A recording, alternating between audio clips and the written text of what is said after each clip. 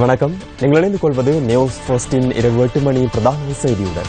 உங்களுடன் இணைந்து கொள்ளும் நான் சிசிரகுமார் கிருஷாந்த் ராஜ். விரிவான செய்திகளுக்கு செல்ல முன்னர் முதலில் இன்றைய தலைப்புச் செய்திகள். 7 கோடி ரூபாய் கொடுக்கல் வாங்கல் தொடர்பில் நாமல் ராஜபக்ச கைது செய்யப்பட்டு விளக்கமறியலில். அதிகரிக்கப்பட்ட வட் மற்றும் தேச நிர்மாண வரி இடைநிறுத்துமாறு உயர்நீதிமன்றம் இடைக்கால தடை உத்தரவு.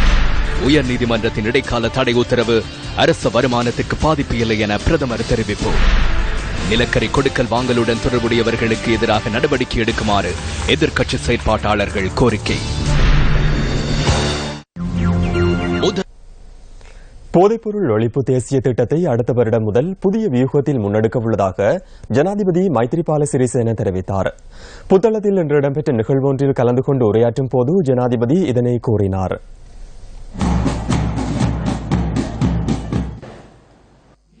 போதையற்ற நாடு தேசிய திட்டத்தின் 7வது கட்டம் ஜனாதிபதி மைத்ரிபால சிறிசேன தலைமையில் புத்தளம் ஆனந்தா தேசிய கல்லூரி மைதானத்தில் இன்று நடைபெற்றது. பாராளுமன்றத்திற்கு எவ்வளவு ஒழித்தாலும் யார் இதனை செய்கின்றார்கள் என்பதை நாட்டு மக்கள் நன்கு அறிவார்கள். எனவே சமூகத்திற்கு சிறந்த எடுத்துக்காட்டாக இருக்குமாறு அரசியல்வாதிகளிடம் நான் கௌரவமாக கேட்டுக்கொள்கிறேன். அறிவுரைகளை விட எடுத்துக்காட்டே முக்கியமானது. போலீசார், கலால்வரி திணைக்களம் மற்றும் முப்படையினரும் மேற்கொள்ளும் செயற்பாடுகளை விட புதிய திட்டம் ஒன்றிற்கு செல்லவுள்ளோம். உலகிலேயே போதையற்ற நாடு என்ற வகையில் பிரபல்யம் அடைவதற்கு அந்த திறன்மிகு செயற்பாடுகளை முன்னெடுக்க வேண்டும். சிறந்த சமூகம் ஒன்றை கட்டியெழுப்புவதற்கு நாம் அனைவரும் அர்ப்பணிப்புடன் செயற்படுவோம். புத்தளம் மாவட்டத்தில் போதைப்பொருள் ஒழிப்புக்காக அர்ப்பணிப்புடன் செயற்பட்டவர்கள் ஜனாதிபதியினால் இதன்போது கௌரவிக்கப்பட்டனர். போதை ஒழிப்பு தொடர்பில் 1000 கையெழுத்துக்களுடனான மகஜர் ஒன்றும் ஜனாதிபதியிடம் கையளிக்கப்பட்டது.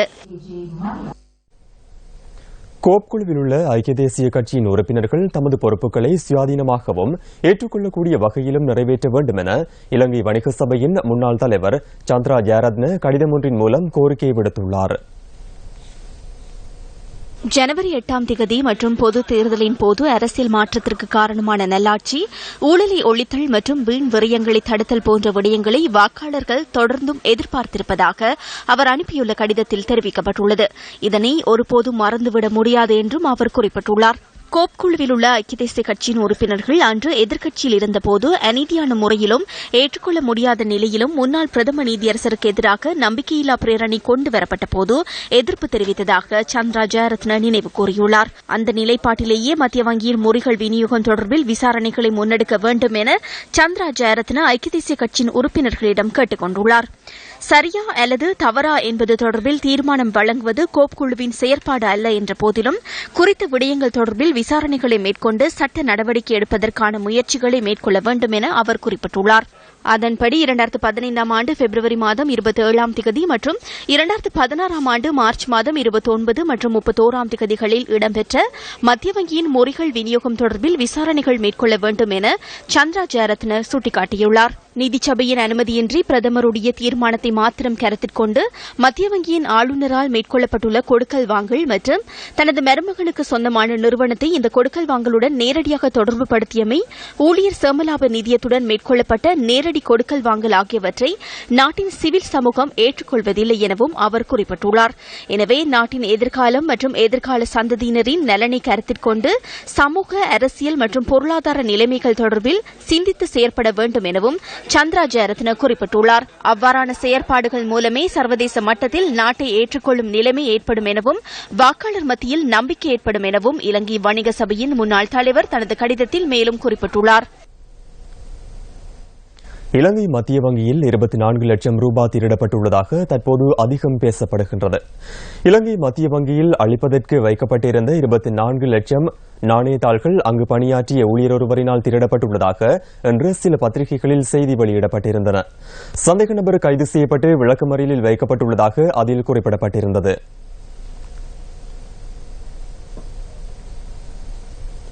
இது தொடர்பான தகவல்களை எமது 10:45 செய்தியில் எதிர்பாருங்கள். பாராளுமன்ற உறுப்பினர் நாமல் ராஜபக்ச எதிர்வரும் 18ஆம் திகதி வரை விளக்கமறியலில் வைக்கப்பட்டுள்ளார். போலீஸ் நிதிக்குற்ற விசாரணை பிரிவினரால் இன்று பிற்பகல் கைது செய்யப்பட்டதை அடுத்து பாராளுமன்ற உறுப்பினர் கோட்டை நீதிவான் நீதிமன்றத்தில் ஆஜர்படுத்தப்பட்ட போதே விளக்கமறியலில் வைக்கப்பட்டார். முன்னாள் ஜனாதிபதியின் மகனான சட்டத்தரணி நாமல் ராஜபக்ச இன்று முற்பகல் போலீஸ் நிதிக்குற்ற விசாரணை பிரிவிற்கு அழைக்கப்பட்டிருந்தார். 2013ஆம் ஆண்டு ரக்பி போட்டியொன்றை ஏற்பாடு செய்வதற்கு தனியார் நிறுவனம் ஒன்றினால் வழங்கப்பட்ட 7 கோடி ரூபாய் நிதியை முறையற்ற விதத்தில் பயன்படுத்தியமை மற்றும் நிதி தூய்தாக்கலின் கீழ் அவருக்கு எதிராக மேற்கொள்ளப்படும் விசாரணை தொடர்பான சாட்சியங்களை பதிவு செய்வதற்கு அவர் அழைக்கப்பட்டிருந்தார். இதன்போது பாராளுமன்ற உறுப்பினர்கள் உள்ளிட்ட சிலர் போலீஸ் நிதிக்குற்ற விசாரணை பிரிவு வளாகத்தில் கூடியிருந்தனர். பின்னர் கைது செய்யப்பட்ட நாமல் ராஜபக்ச கோட்டை நீதவான் லங்கா ஜெயரத்ன முன்னிலையில் ஆஜர்படுத்தப்பட்டார்.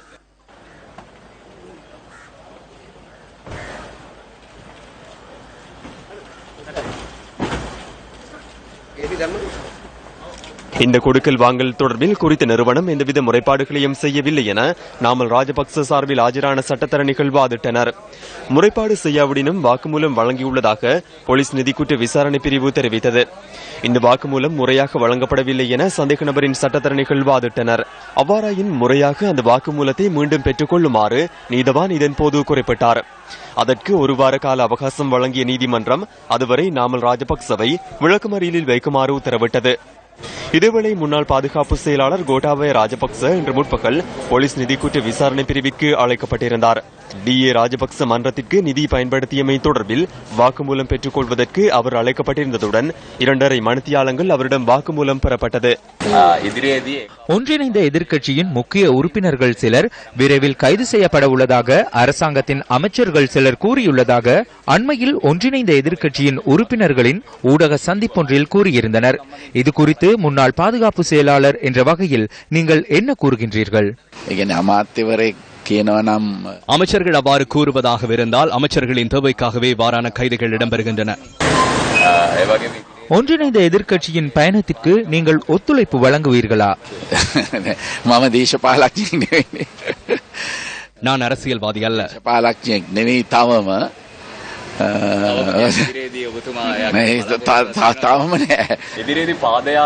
பேரணி ஒன்றை ஏற்பாடு செய்வதாக நேற்று பெசில் ராஜபக்ச கூறியுள்ளார்.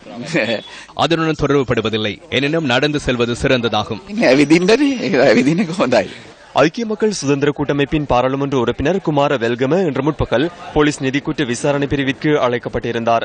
அவர் போக்குவரத்து அமைச்சராக இருந்தபோது இலங்கை போக்குவரத்து சபைக்கு உதிரி பாகங்களை கொள்வனவு செய்த சம்பவம் தொடர்பில் வாக்குமூலம் பெற்றுக் கொள்வதற்காகவே அவர் அழைக்கப்பட்டிருந்தார். உள்ளே செல்வதற்கு எதிர்பார்த்தே வந்தேன். மீண்டும் அழைக்கப்படவில்லை. மீண்டும் அழைத்தால் இங்கு வருவேன். தற்போது இது எமது வீடு போன்று மாறியுள்ளது. மனு மீதான விசாரணைகள் நிறைவடையும் வரை அதிகரிக்கப்பட்ட வேட் மற்றும் தேசத்தை கட்டியெழுப்பும் வரி விதிப்பை இடைநிறுத்துமாறு உயர்நீதிமன்றம் இன்று இடைக்கால உத்தரவு பிறப்பித்தது. விமல் வீரவங்ச உள்ளிட்ட சிலர் தாக்கல் செய்த அடிப்படை உரிமை மனுவை கருத்தில் கொண்டே நீதிமன்றம் இந்த உத்தரவை பிறப்பித்தது. பிரதம நீதியரசர் கே ஸ்ரீபவன், புவனேக அலுவிகாரி மற்றும் பிரசாந்த ஜெயவர்தன ஆகிய உயர் நீதிமன்றத்தின் 3 அடங்கிய நீதியரசர் குழாம் முன்னிலையில் இந்த மனு இன்று விசாரணைக்கு எடுத்துக் கொள்ளப்பட்டது. வரி விதிப்பின் போது நாட்டின் அரசியலமைப்பு மற்றும் சட்டம் தொடர்பில் கருத்தில் கொள்ளவில்லை என இதன்போது உயர் நீதிமன்றம் தெரிவித்துள்ளது. நல்லாட்சியாக இருக்கலாம் அல்லது வேறு ஆட்சியாக இருக்கலாம், நாட்டை நிர்வகிக்கும் போது சட்டத்தின் 4 திசைகளையும் உள்ளடக்கியே செயற்பட வேண்டும் என நீதியரசர்கள் குழாம் தெரிவித்துள்ளது. பாராளுமன்றத்தில் இது தொடர்பில் சட்டம் ஒன்றை வகுத்தால் இந்த உத்தரவு செல்லுபடியற்றதாக மாறும் எனவும் நீதியரசர்கள் குழாம் குறிப்பிட்டுள்ளது. வரியை அதிகரிப்பதாக இருந்தால் அது எவ்வாறு இடம்பெற வேண்டும் என்பது அரசியலமைப்பில் தெளிவாக குறிப்பிடப்பட்டுள்ளது. இதற்கு எதிராக வாதிட அரச தரப்பில் முடியவில்லை. அதனால் எமது தர்க்கம் உண்மையானது என்பது தெளிவாகின்றது. அதன்படியே நியாயமான தீர்ப்பு இன்று வழங்கப்பட்டது. வெட் எனப்படும் பெறுமதி சேர் வரி மற்றும் தேச நிர்மாண வரி தொடர்பில் உயர்நீதிமன்றம் விடுத்துள்ள இடைக்கால தடை உத்தரவு அரசாங்கத்தின் வருமானத்திற்கு எந்தவித பாதிப்பையும் ஏற்படுத்தாது என பிரதமர் ரணில் விக்ரமசிங்க தெரிவித்துள்ளார். பெறுமதி சேர் வரி தொடர்பான திருத்த சட்டம் மூலம் தற்போது பாராளுமன்றத்தில் சமர்ப்பிக்கப்பட்டுள்ளதாக பிரதமர் வெளியிட்டுள்ள அறிக்கையில் தெரிவிக்கப்பட்டுள்ளது. திருத்த சட்டம் மூலம் மீதான முதலாம் வாசிப்பு கடந்த 8ஆம் தேதி இடம்பெற்றதுடன் எதிர்வரும் 23ஆம் தேதி 2ஆம் வாசிப்பு இடம்பெறும் என எதிர்பார்ப்பதாக அந்த அறிக்கையில் சுட்டிக்காட்டப்பட்டுள்ளது. இந்த திருத்த சட்ட மூலத்தை இம்மாத நிறைவுக்குள் சட்ட ரீதியாக நடைமுறைப்படுத்த அரசாங்கத்துக்கு பாராளுமன்றத்தினுள் பெரும்பான்மை உள்ளதாக பிரதமர் ரணில் விக்ரமசிங்க கூறியுள்ளார். திருத்தம் செய்யப்பட்டுள்ள வரி வீதங்கள் கடந்த மே மாதம் 2ஆம் தேதியிலிருந்து நடைமுறையில் உள்ளதாக பிரதமர் வெளியிட்டுள்ள அறிக்கையில் மேலும் குறிப்பிடப்பட்டுள்ளது. நிதியமைச்சர் ரவி கருணாநாயக்க இன்று ஊடக சந்திப்பொன்றை ஏற்பாடு செய்திருந்தார். உயர்நீதிமன்றம் வெட் வரி தொடர்பில் வழங்கியுள்ள தீர்ப்பு தொடர்பில் தவறாக சிந்திப்பதற்கு வாய்ப்புள்ளது. வெட் வரியை பாராளுமன்றத்தில் நிறைவேற்றும் வரை அல்லது அதற்கு முன்னர் தீர்ப்பு வழங்கும் வரையே இந்த இடைக்கால தடை உத்தரவு விதிக்கப்பட்டுள்ளது. தீர்ப்பு டிசம்பர் மாதம் 7ஆம் தேதி வழங்கப்பட உள்ளது. நாம் இதனை 20ஆம் தேதி பாராளுமன்றத்தில் நிறைவேற்றுவோம். அது குறித்து நாம் நீதிமன்றத்திற்கு அறிவித்துள்ளோம். நிறைவேற்றிய பின்னர் மே மாதம் 2ஆம் தேதியிலிருந்து வருமானத்தை அதே விதத்தில் பெற்றுக்கொள்ள முடியும். அதுவே இங்கு முன்வைக்கப்பட்டுள்ளது. வடமாகாணத்திற்கான உத்தேச பொருளாதார மத்திய நிலையத்தை தாண்டிக்குளத்தில் அமைத்தால் பல்வேறு பிரச்சினைகளை எதிர்நோக்க நேரிடும் என தொடர்ந்தும் புத்திஜீவிகள் சுட்டிக்காட்டுகின்றனர். அந்த நிலையில் பொருளாதார மத்திய நிலையத்தை தாண்டிக்குளத்தில் அமைக்க வேண்டாம் என வலியுறுத்தி வவுனியா விவசாய கல்லூரி மாணவர்கள் இன்று கவனஈர்ப்பு போராட்டத்தில் ஈடுபட்டனர். வவுனியா விவசாய கல்லூரிக்கு முன்பாக ஒன்று கூடிய மாணவர்கள் வடமாகாணத்திற்கான பொருளாதார மத்திய நிலையம் தாண்டிக்குளத்திற்கு பொருத்தமற்றது என்ற பதாதைகளை தாங்கியிருந்ததுடன் கோஷங்களையும் எழுப்பினர். இந்த நடவடிக்கையூடாக வடமாகாணத்தின் விவசாய கல்லூரியை இல்லாது செய்ய வேண்டாம் என்ற கோரிக்கையை போராட்டத்தில் ஈடுபட்ட மாணவர்கள் முன்வைத்தனர். வடக்கு கிழக்கு மாகாணத்துக்குரிய பிரதானமான ஒரு விவசாய கல்லூரியாக வவுனியா விவசாய கல்லூரி நிகழ்ந்து கொண்டிருக்கு. இந்த விவசாய கல்லூரியின் கல்வி கற்கிற சூழலை தாண்டிக்குளத்தில் இந்த பொருளாதார மத்திய நிலையம் அமைக்கப்படுமாயின் வெகுவாக பாதிக்கும். அதனால இந்த பொருளாதார மத்திய நிலையத்தை எங்கட கல்லூரி சூழல் தவிர்ந்த வேறு ஒரு சூழல் அமைக்க வேண்டும் என்று எங்கட தலைமைகள்கிட்ட எதிர்பார்த்து நிற்கிறதோட எதிர்கால கல்வி நடவடிக்கைகள் கற்றல் நடவடிக்கைகள் அதோட இனி விஸ்தரிப்பு நடவடிக்கைகளுக்கும் அமையருக்கும் பொருளாதார மத்திய நிலையம் பாரிய இடையூறாக அமையும். இக்கல்லூரிக்கு அண்மையில் பொருளாதார வர்த்தக நிலையமானது அமையவிருப்பது மாணவர்களின் கற்றல் கற்பித்தல் மற்றும் பயிற்சி நடவடிக்கைகளின் போதான பெருமளவான இடையூறுகளையும் மற்றும் சுற்றுச்சூழல் பாதிப்புகளையும் ஏற்படுத்தக்கூடியது. நிலையம் வந்து சொல்லிச்சுன்னா எங்களோட கற்றல் கற்பித்தல் நடவடிக்கைகளுக்கு நிறைய பாதிப்பு வரும்.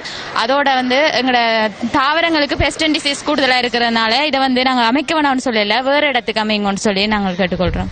இதேவேளை வடமாகாணத்திற்கான உத்தேச பொருளாதார மத்திய நிலையம் அமைய வேண்டிய இடம் தொடர்பில் தமிழ் தேசிய கூட்டமைப்பின் மக்கள் பிரதிநிதிகள் மத்தியில் மாறுபட்ட கருத்துக்கள் நிலவி வருகின்றன.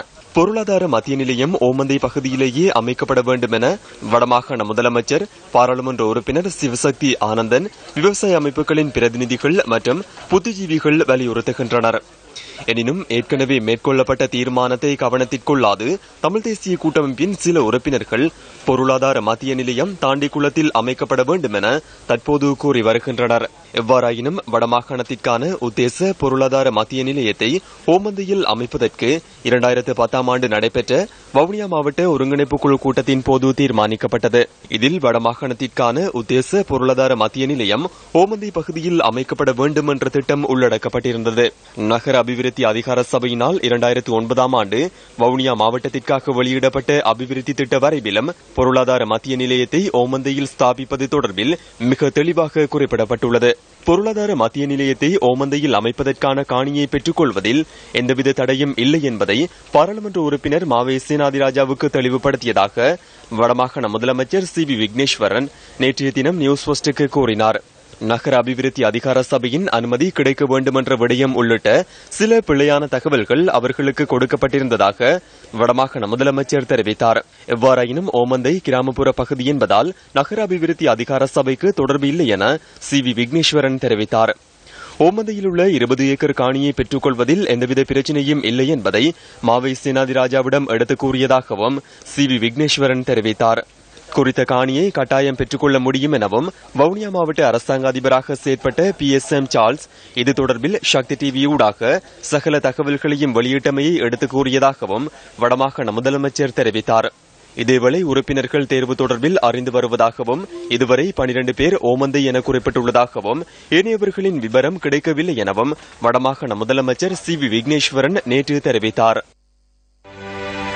மக்கள் சக்தி 100 நாட்கள் மக்களுடன் மக்களுக்காக. மக்கள் சக்தி இல்லங்கள் தோறும் திட்டத்தின் அடுத்த கட்டத்தை ஆரம்பிப்பதற்கு நியூஸ் ஃபர்ஸ்ட் தயாராகின்றது. இது தொடர்பான மேலதிக தகவல்களை செய்தி அறையிலிருந்து வழங்குகின்றார் எமது அலுவலக செய்தியாளர் டில்ஷான் தாலிப். வணக்கம் டில்ஷான். வணக்கம் கிருஷாந்த் ராஜ். நியூஸ் ஃபர்ஸ்ட் பல்வேறு சந்தர்ப்பங்களில் மக்களுக்கான திட்டங்களை மக்கள் அனர்த்தங்கள் இருக்கின்ற போது அதேபோன்று மக்கள் இடர்பாடுகளை சந்திக்கின்ற சந்தர்ப்பங்களில் நாங்கள் மக்களுக்கான திட்டங்களை நாடளாவிய ரீதியிலே முன்னெடுத்திருந்தோம். அதன் ஒரு கட்டமாக நாங்கள் அது மாத்திரமன்றி சமூக விழிப்புணர்வு நடவடிக்கைகளையும் நாங்கள் முன்னெடுத்திருந்தோம். மக்கள் அனர்த்தங்களின் போது சக்தி சிரச நிவாரண யாத்திரையை முன்னெடுத்து மக்களின் ஒத்துழைப்போடு மக்களுக்கான உதவிகளை நாங்கள் பெற்றுக் கொடுத்தோம். இவ்வாறு பல்வேறு சந்தர்ப்பங்களில் மக்களுக்காக உதவிகளை மேற்கொண்ட நாங்கள் மற்றும் ஒரு கட்டமாக கடந்த பிப்ரவரி மாதம் மக்கள் சக்தி திட்டத்தை நாங்கள் நாடளாவிய ரீதியிலே முன்னெடுத்தோம். நியூஸ் ஃபர்ஸ்ட் குழாத்தினர் செய்தி அறையில் மாத்திரம் நாங்கள் முடங்கி கிடக்காது, மக்களிடங்களுக்கு சென்று அவர்களுடைய பிரச்சனைகளை அறிந்து அவற்றை நாட்டிற்கு தெரியப்படுத்தி அரசியல்வாதிகளுடைய கவனத்துக்கு கொண்டு வந்து உரிய அதிகாரிகளின் கவனத்துக்கு கொண்டு வந்ததோடு மாத்திரமல்லாமல் ஐநா வரை இந்த பிரச்சனையை நாங்கள் கொண்டு சென்றிருந்தோம். ஆனால் இதுவரை நாங்கள் பல்வேறு சந்தர்ப்பங்களிலே முன்வைத்த இந்த பிரச்சனைகளுக்கு இதுவரை தீர்வு வழங்கப்படவில்லை என்பதை மிக வேதனை அளிக்கக்கூடிய விடயமாக இருக்கின்றது. அது மாத்திரமன்றி நாங்கள் மக்கள் பிரச்சனைகள் சம்பந்தமாக ஒவ்வொரு சந்தர்ப்பங்களிலும் அதிகாரிகளின் கவனத்துக்கு கொண்டு வந்த போது சிலர் அதை அறிந்தோ அறியாமலோ தெரிந்தோ தெரியாமலோ அவற்றை இதுவரை நிறைவேற்றாத காரணங்கள் எமக்கு காண கிடைக்கின்றது. இந்த நிலையிலே நாங்கள் அரசியல்வாதிகளினோ மற்றவரை குறை கூறிக்கொண்டு இருக்காமல் மக்களின் ஒத்துழைப்புடன் இந்த பிரச்சனையை நாங்கள் மக்களோடு ஒத்துழைப்புடன் அந்த மக்களுக்கான தீர்வினை பெற்றுக் கொடுப்பதற்கான ஒரு நடைமுறையை கொண்டு வர வேண்டும், ஒரு செயற்திட்டத்தை முன்னெடுக்க வேண்டும் என்ற ரீதியிலே மக்கள் சக்தி 100 நாள் செயற்திட்டத்தை உங்கள் ஒத்துழைப்போடு முன்னெடுப்பதற்கு நாங்கள் தீர்மானித்திருக்கின்றோம். இதன் அடிப்படையிலே இதுவரை நாங்கள் இந்த அறிக்கையினை நாங்கள் உங்கள் கடந்த காலங்களிலே அதாவது பல்வேறு பிரதேசங்களுக்கு சென்று இந்த அறிக்கையின் ஊடாக உங்களுடைய பிரச்சனைகளை நாங்கள் அடையாளப்படுத்தி இருக்கின்றோம். இந்த அறிக்கையினை நாங்கள் பல்வேறு அரசியல்வாதிகளுக்கு கையளித்திருக்கின்றோம், அதிகாரிகளுக்கு கையளித்திருக்கின்றோம். இதில் உங்களுடைய பிரதேசங்களை நீங்கள் எதிர்நோக்குகின்ற பிரச்சனைகள் அத்தனையும் அடங்கி இருக்கின்றன. ஆனால் இந்த அறிக்கையில் இருக்கின்ற ஒரு விடயத்திற்கு கூட இதுவரை தீர்வு வழங்கப்படவில்லை என்பது நியூஸ் ஃபர்ஸ்ட் எங்களுக்கு வேதனை அளிக்கக்கூடியதாக இருக்கின்றது. ஆகவே இவற்றை பார்த்தும் பாராமுகமாக இருப்பதற்கு எங்களுடைய உள்ளம் உணர்ச்சி பூர்வமாக இருக்கவில்லை என்று கூற முடியாது. அதற்காக நாங்கள் மக்கள் ஒத்துழைப்போடு இந்த பிரச்சனைகளுக்கான தீர்வுகளை பெற்றுக் கொடுப்பதற்கு நாங்கள் முன்வந்திருக்கிறோம். அண்மையில் கிண்ணிய அடிமன் கிராமத்துக்கு நாங்கள் அந்த மக்கள் சக்தி செயற்திட்டத்தின் போது சென்றிருந்தோம். அந்த பிரதேசத்தில் இருக்கின்ற மக்கள் தாம் குடிநீரை பெற்றுக் கொள்வதற்கு பல்வேறு அசௌகரியங்களை எதிர்நோக்குவதாகவும் பல்லாண்டு காலமாக இந்த பிரச்சனை தமக்கு இருப்பதாகவும் அவர்கள் எங்களுக்கு கூறியிருந்தார்கள். ஆனால் இதுவரை அந்த பிரச்சனையை நாங்கள் அதிகாரிகளின் கவனத்துக்கு கொண்டு வந்திருந்தோம். ஆனால் அந்த பிரச்சனைக்கு இதுவரை தீர்வு கிடைக்கவில்லை என்று அவர்கள் கூறுகின்ற போது எமக்கும் அந்த பிரச்சனையை வேதனை அளிக்கக்கூடிய விடயமாக இருக்கின்றது.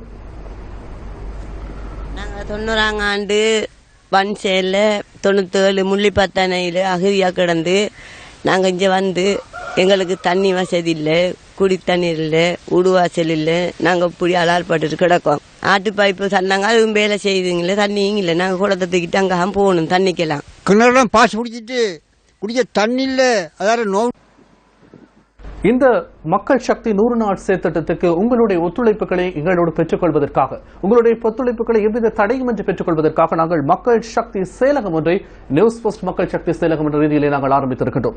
இந்த செயலகத்தினூடாக நீங்கள் தொடர்புகளை ஏற்படுத்த வேண்டுமாயின் 0114-896-896 என்ற எங்களுடைய தொலைபேசி இலக்கத்தினூடாக நீங்கள் தொடர்பு கொண்டு உங்களுடைய இந்த உதவிகளை எவ்வாறு வழங்குவது என்பது தொடர்பில் நீங்கள் அறிந்து கொள்ளக்கூடியதாக இருக்கும்.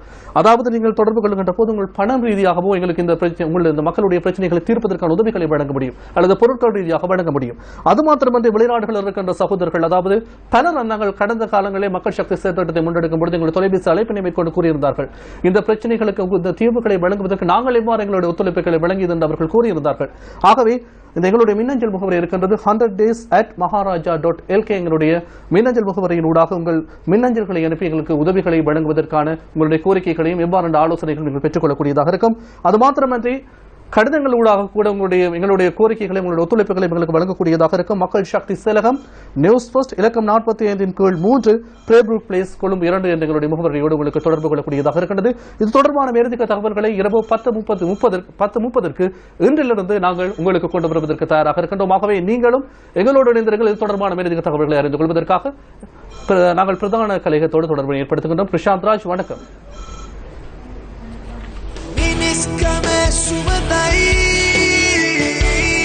மக்கள் சக்தி திட்டத்தினூடாக இல்லங்கள் தோறும் வந்த நாம் உங்கள் பிரச்சனைகளை பதிவு செய்தமை நினைவில் உள்ளதா?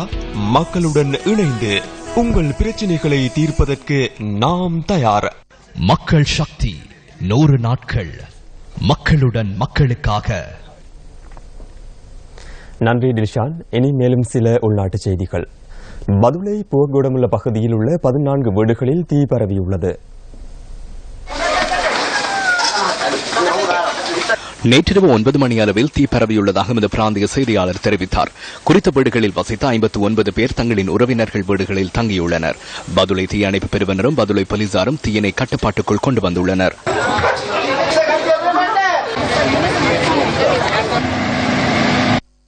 இதுவரை நேற்று மாலை பண்டரவல கும்பால்வில மாமனாவ பாவனாசப்புவ காட்டு பகுதியில் பாரிய தீ ஏற்பட்டது. தீயினால் 200 ஏக்கர் காட்டுப்பகுதி முற்றாக அழிவடைந்துள்ளதாக போலீசார் தெரிவித்துள்ளனர். இன்று காலை தீ கட்டுப்பாட்டுக்குள் கொண்டுவரப்பட்டுள்ளது. தீயினை நேற்று கட்டுப்பாட்டிற்கு கொண்டு வருவதற்கு அல்ல போலீசார் மற்றும் வன பாதுகாப்பாளர்கள், தீயணைப்பு படையினர் மற்றும் பாதுகாப்பு படையினர், பிரதேச மக்கள் இணைந்து தீயினை கட்டுப்பாட்டிற்கு கொண்டு வர முயற்சித்த போதும் இப்பகுதியில் நிலவிய கடும் காற்றின் காரணமாக தீயை கட்டுப்பாட்டிற்கு கொண்டு வர முடியாத நிலைமை ஏற்பட்டுள்ளது. எனினும் இன்று இந்த நிலைமை வளமைக்கு திரும்பியுள்ள நிலையிலும் இப்பகுதியிலுள்ள சுமார் 100 ஹெக்டேர் நிலங்கள், வனப்பகுதிகள் தீயினால் தீக்கரையாக்கப்பட்டுள்ளதையும் எங்களால் காணக்கூடியதாக இருக்கிறது. நியூஸ் ஃபர்ஸ்ட் செய்திகளுக்காக அசப்புவ வனப்பகுதியிலிருந்து பிச்சமுத்து நவராஜ்குமார். சர்ச்சையை ஏற்படுத்தியுள்ள நிலக்கரி கொடுக்கல் வாங்கலுடன் தொடர்புடையவர்களுக்கு எதிராக அரசாங்கம் உரிய நடவடிக்கை எடுக்காவிடின் நீதிமன்றத்தை நாடுவதாக ஊழலுக்கு எதிரான முன்னணி தெரிவிக்கின்றது.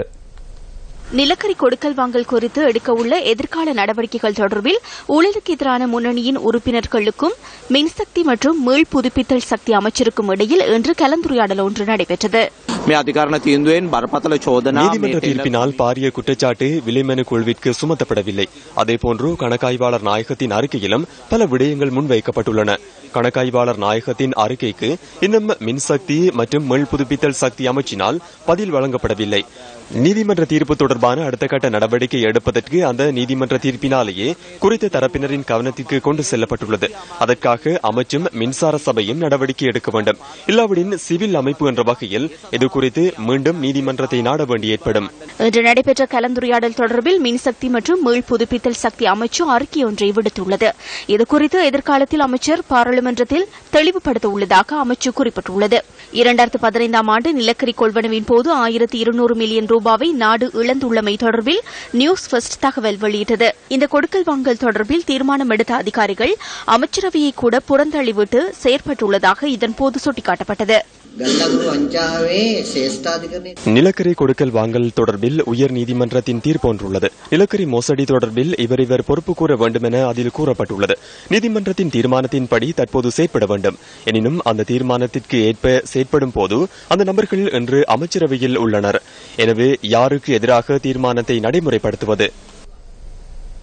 ஹுனைஸ் ஃபாரூக் வெற்றிக்கிண்ண கிரிக்கெட் தொடரின் இறுதிப் போட்டி சிலாவத்துறையில் நேற்று மாலை நடைபெற்றது. இந்த போட்டி முன்னாள் பாராளுமன்ற உறுப்பினர் ஹுனைஸ் ஃபாரூக் தலைமையில் நடைபெற்றது. இலங்கையின் பல பாகங்களில் இருந்து 22 கிரிக்கெட் அணிகள் ஹுனைஸ் ஃபாரூக் வெற்றிக்கிண்ண கிரிக்கெட் தொடரில் பங்கு பெற்றிருந்தன. அவர்களுள் திருகோணமலை புல்மோட்டை அணி மற்றும் சிலாவத்துறை கூலான்குளம் அணி ஆகியன இறுதி சுற்றுக்கு தகுதி பெற்றன. நேற்று நடைபெற்ற இறுதிப் போட்டியில் திருகோணமலை புல்மோட்டை அணி வெற்றியீட்டி கிண்ணத்தை தனதாக்கிக் கொண்டது. சுமார் 16,000 வாக்குகளை கொண்ட முஸ்லிம் வாக்குகளை கொண்ட ஒரு பிரதேசம் முசலி பிரதேசம். வன்னி மாவட்டத்தில் இருக்கின்ற பல அரசியல்வாதிகள் எங்களுடைய முசலி இளைஞர்கள் மீதும் முசலி மண்ணில் மீதும் சவாரி செய்து அவர்கள் பாராளுமன்றத்துக்கு செல்கின்றார்கள். முசலி மண்ணின் மீதும் முசலி இளைஞர்கள் முதுகின் மீதும் சவாரி செய்து அமைச்சர்களாக கட்சியின் தலைமைத்துவங்களாக இன்று காட்சியளித்துக் கொண்டிருக்கின்றார்கள். ஆனால் சொல்வதற்கு வெட்கமாக இருக்கின்றது. எமது இளைஞர்கள், எமது விளையாட்டு வீரர்கள் எவ்வளவு விளையாட்டு திறமைகள் இருந்தும் அவர்கள் பயிற்சி எடுப்பதற்கு ஒரு சிறந்த ஒரு விளையாட்டு மைதானம் இல்லாத குறை இருக்கின்றன. திருகோணமலை கிளிவட்டி குமாரபுரம் பகுதியில் 1996 ஆண்டில் 26 பேர் படுகொலை செய்யப்பட்ட சம்பவம் தொடர்பான வழக்கில் சாட்சிகளால் 2 ராணுவத்தினர் இன்று அடையாளம் காணப்பட்டுள்ளனர். இந்த படுகொலை தொடர்பான சாட்சி விசாரணை 10வது நாளாக அனுராதபுரம் மேல் நீதிமன்றத்தில் இன்றும் நடைபெற்றது. இன்றைய சாட்சி விசாரணையில் படுகொலை இடம்பெற்ற போது குமாரபுரத்தில் கிராம சேவகராக கடமையாற்றியிருந்தவரின் சாட்சியும் இன்றைய சாட்சி விசாரணைகளின் போது நீதிமன்றத்தில் பதிவு செய்யப்பட்டது. இன்றைய விசாரணைகளின் போது சம்பவத்தில் தாக்குதலில் காயமடைந்தவர்கள் சிலர் சாட்சியம் அளித்திருந்தனர். இதன்போது கிளிவட்டி குமாரபுரம் பகுதியில் தாக்குதல் மேற்கொண்ட இராணுவத்தினரும் பாதிக்கப்பட்டவர்களால் அடையாளம் காணப்பட்டுள்ளனர். இந்த சம்பவத்தின் போது 16 வயது சிறுமியொருவர் பால் சேகரிப்பு மத்திய நிலையத்திற்குள் வைத்து துஷ்பிரயோகத்திற்கு உட்படுத்தப்பட்டமை தொடர்பிலும் சாட்சியம் அளிக்கப்பட்டது. குமாரபுரம் படுகொலை வழக்கின் பாதிக்கப்பட்டோரின் சாட்சியங்களை பதிவு செய்யும் நடவடிக்கைகள் நாளையுடன் நிறைவடைய உள்ளமை குறிப்பிடத்தக்கது. யுத்தம் காரணமாக உள்ளக இடப்பெயர்வில் யாழ் தெல்லிப்பளை பகுதியில் உள்ள நலன்புரி முகாம்களில் வசிப்போரில் 112 பேருக்கான வீட்டுத் திட்டம் இன்று வழங்கப்பட்டது. நலன்புரி முகாம்களில் தங்கியிருந்த போதிலும் சொந்த காணிகள் அற்றவர்களுக்கே இந்த திட்டம் ஆரம்பிக்கப்பட்டுள்ளது. மாவிட்டுப்புறம் கீரிமலை சீமந்து தொழிற்சாலைக்கு சொந்தமான அரசு காணியில் தலா 2 ஏக்கர் காணி பகிர்ந்தளிக்கப்பட்டு வீட்டுத் திட்டம் ஆரம்பிக்கப்பட்டுள்ளது. அதற்கமைய 100 பேருக்கான வீடுகளை அமைக்கும் ஆரம்பகட்ட பணிகள் முன்னெடுக்கப்பட்டுள்ளன. இந்த வீடுகளை அமைக்கும் பணிகளில் இராணுவத்தினர் ஈடுபடுத்தப்பட்டுள்ளனர். புதிய வீட்டுத் திட்டத்திற்கான அடிக்கல் நாட்டும் வைபவத்தில் யாழ் மாவட்ட மேலதிக அரசாங்க அதிபர் செந்தில் நந்தனன் மற்றும் மாவட்ட கட்டளை தளபதி மேஜர் ஜெனரல் மகேஷ் சேனாநாயக்க ஆகியோர் கலந்து கொண்டிருந்தனர். இடம்பெயர்ந்து யாழ்ப்பாணத்தை பல்வேறு இடங்களில் வசிக்கின்ற காணியற்ற மக்களுக்கு அரச காணியிலே வழங்கி இந்த வீட்டுத் திட்டத்தை மேற்கொள்ள வேண்டிய தேவைப்பாடுகளுக்கு யாழ் மாவட்ட செயலகம் இனங்கண்டது. அந்த அடிப்படையில் இந்த வீட்டுத் திட்டத்தை மிக துரிதமாக செய்வதற்கு யாழ்ப்பாணத்தின் கட்டளை தளபதி அவர்களுடைய வழிகாட்டல்களில் ராணுவம் 45 நாட்களில் இந்த வீட்டுத் திட்டத்தை செய்வதாக இருக்கின்றது. இது மிகவும் ஒரு வரவேற்கக்கூடிய. இதில் 112 வீட்டுத் திட்டம் வருகின்ற பொழுதும் 100 வீடுகளை ராணுவம் தங்களுடைய உத்தியோகத்தர்களோடாக கட்டி வருகின்றனர். முல்லைத்தீவு மாவட்டத்தில் விவசாய நடவடிக்கைகளை முறையாக முன்னெடுத்து செல்வதற்கு முடியாதுள்ளதாக விவசாயிகள் தெரிவிக்கின்றனர். அங்குள்ள குளங்கள் உரிய முறையில் புனரமைக்கப்படாமையே இதற்கான காரணம் என மாவட்ட விவசாயிகள் சுட்டிக்காட்டுகின்றனர். முல்லைத்தீவு ஒட்டு சுட்டான் பிரதேச செயலாளர் பிரிவில் உள்ள சின்ன சாளம்பன் குளமே இது. 2012ஆம் ஆண்டு பல மில்லியன் ரூபாய் செலவில் இந்த குளம் புனரமைக்கப்பட்டதாக தெரிவிக்கப்படுகின்ற போதிலும் குளம் உரிய முறையில் புனரமைக்கப்படவில்லை என விவசாயிகள் குறிப்பிடுகின்றனர். சிறிய குரங்கரை இந்த குளக்கட்டை ஒரு 3 அடி உயர்த்தி கலிங்கையும் ஒரு அடி உயர்த்தினாக்க இதுக்கு இந்த காட்டு பிரதேசத்திலிருந்து ஒரு 7-8 ஆறு வருது. இந்த 7-8 ஆறுலயும் ஒரு அரமணத்தியால தண்ணி காணும் இந்த குளம் நிரம்புறதுக்கு. அப்ப நாங்கள் மீண்டும் நாங்கள் வலியுறுத்தி கேட்கிறேன் என்று கேட்டாண்டா குளங்கரைகளுக்காகிய நிதி ஒதுக்கீடு செய்திருக்கு. அந்த நிதி ஒதுக்கீடு முறைப்படி மாகாண சபையும் பார்லிமெண்ட் உறுப்பினரும் ஒன்று கூடி இந்த குளங்களை புனரமைத்து கொடுத்து இந்த குளத்துக்கும் கீழே இருக்கிற வறிய மக்களின் பொருளாதாரத்தை மேம்படுத்தி தருமாறு மிக தாழ்மையாக நாங்கள் கேட்டுக்கொள்றோம். வடக்கில் வசந்தத்தில் காசு நிதி ஒதுக்கீடு செஞ்ச கேள்விப்பட்டது. ஆனால் எங்கட குளம் ஏற்கனவே செஞ்சு இப்படி இருக்கு, பாலதூரம் பட்சத்தில் இருக்கு. ஒரு சின்ன மழை பெஞ்சாலும் பிரச்சனையா இருக்கு, போய் வர இயலாது, தோட்டங்கள் செய்ய இயலாது.